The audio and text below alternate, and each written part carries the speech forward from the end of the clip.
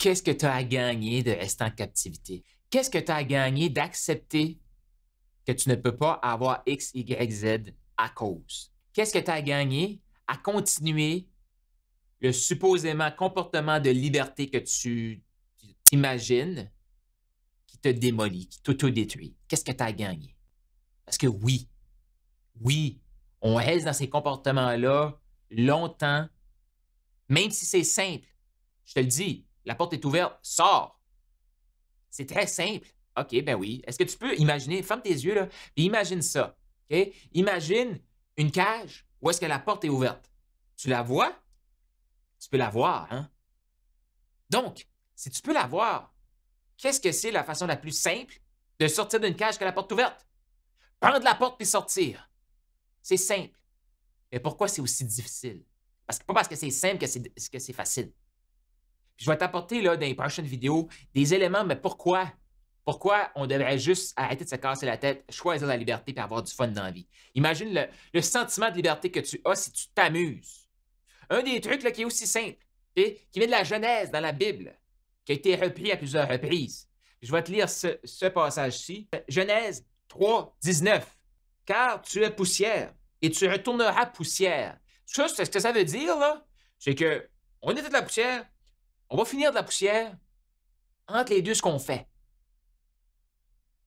Une de nos constructions mentales, qu'est-ce que les autres vont dire? La plus grande des libertés, c'est de faire comme, moi, je suis ici pour servir, je suis ici pour aimer Dieu, je suis ici pour contribuer. Oui, je vais prendre l'abondance, puis oui, je vais jouir de la vie. Oui, il n'y a rien de mal à avoir des beaux vêtements, une belle voiture, voyager. Il n'y a rien de mal à ça. Dieu veut qu'on en profite. Puis je vais revenir sur des vidéos dans d'autres séries là-dessus aussi. Mais Dieu veut qu'on en profite. C'est ça, c'est correct, ça.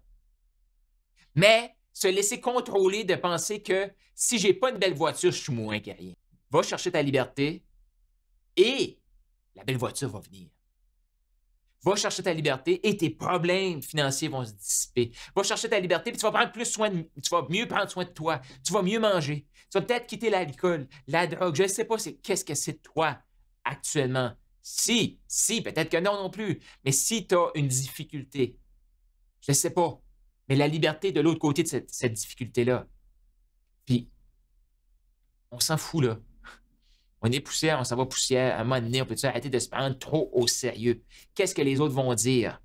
Parce que les autres, la majorité du temps, ils veulent juste nous garder en captivité parce qu'eux sont pris en captivité. Puis si toi, tu te libères, il y a quelque chose qui ne va pas.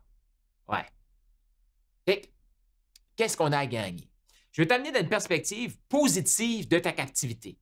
Parce que moi, je suis convaincu qu'à un moment donné, il faut arrêter d'être tout le temps comme « OK, je veux détruire mes blocages, je vais les mettre aux poubelles, je veux bloquer les peurs.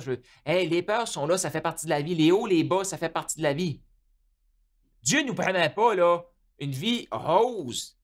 Et je vais revenir au lion. Là. Dieu ne nous promet pas qu'on va être nourri sans stress à la même heure, exactement. Puis qu'on va pouvoir vivre de tout, comme on va pouvoir jouir de tout là, maintenant, dans nos désirs humains à nous.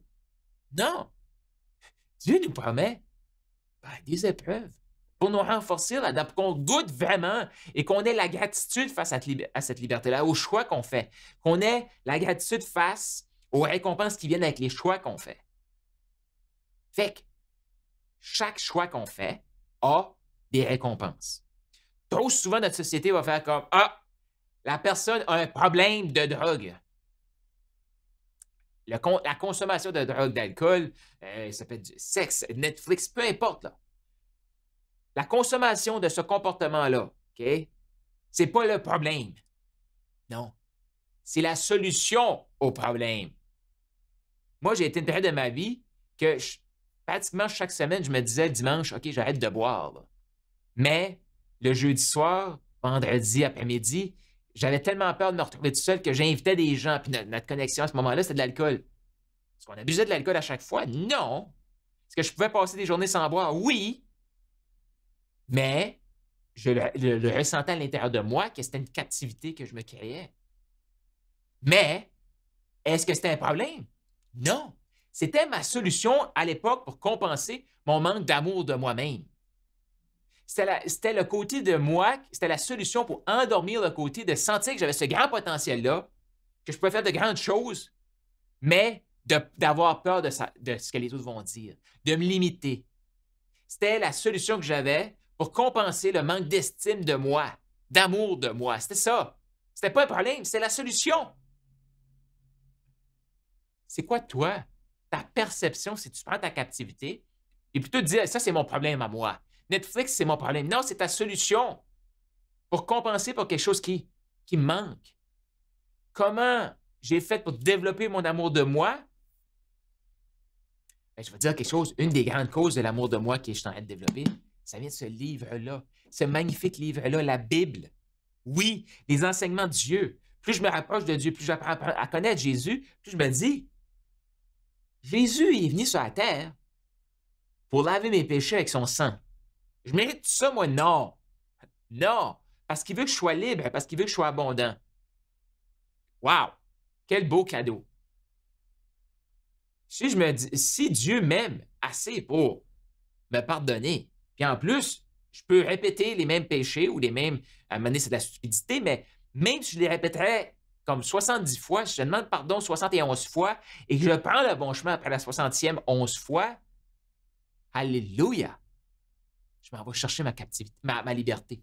Je sors de la captivité. Dieu, il est patient. Dieu, il est patient. Donc, je termine cette vidéo-ci. Je continue dans la prochaine vidéo sur qu'est-ce que c'est ta liberté, mais concrètement, qu'est-ce que c'est réellement ta liberté? Là, je t'invite à prendre un moment pour imaginer ta cage. Peut-être quelque chose que tu vois comme un problème. Vois la porte aller ouverte. Dans la prochaine vidéo, c'est de t'aider à sortir, prendre la porte qui est là. C'est ça mon but. Pourquoi? Parce que ça goûte bon, la liberté. Vois le problème que tu vois, que les gens essaient de te faire croire que tu as ce problème-là. Non. C'est la solution pour répondre à ce problème-là. Et l'amour de moi, il n'y a personne d'autre que Dieu qui peut me la donner autant.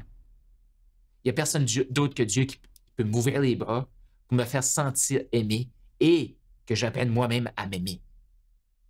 Ça, c'est la liberté. Maintenant, ça, c'est ma solution pour compenser le manque d'estime de moi, qui vient se générer dans une grande estime qui me permet de me donner la force de parler de Dieu sur ma chaîne YouTube. Ouais.